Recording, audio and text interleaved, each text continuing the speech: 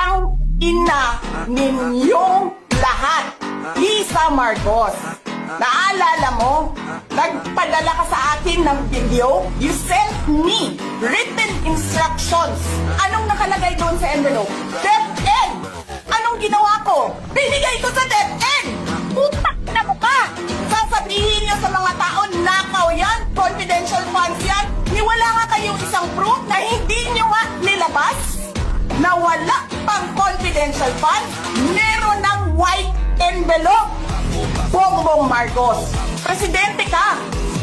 May speaker ka na involved sa bribery ng Supreme Court justices. May video, may kaso, may witnesses. Hindi mo tinanggal yung speaker mo. Pinabayaan mo siya abusuhin ang pera ng bayan. Namimigay ng pera na para bang kanya.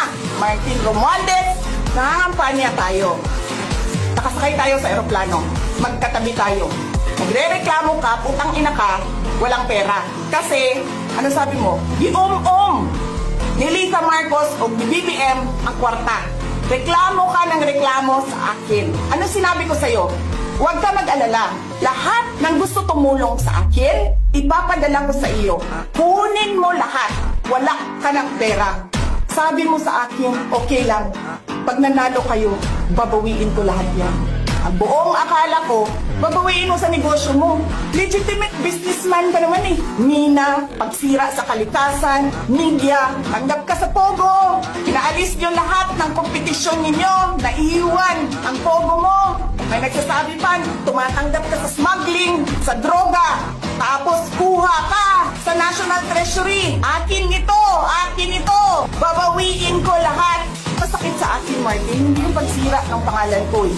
Ang masakit sa akin, maalis mo man ako sa presidential race, hindi pa rin ikaw ang presidente. Tingina mo. Walang buboto sa'yo. Please lang. Wala. Hindi ka nga dumadaan ng contest eh. Kasi wala kang kalaban sa Tacloban. There is nothing in you except money. Yan lang, Martin. Harapin mo yung katotohanan.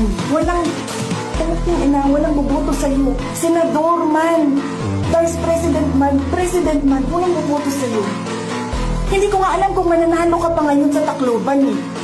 Palamang hindi na. Kasi, magnanakaw.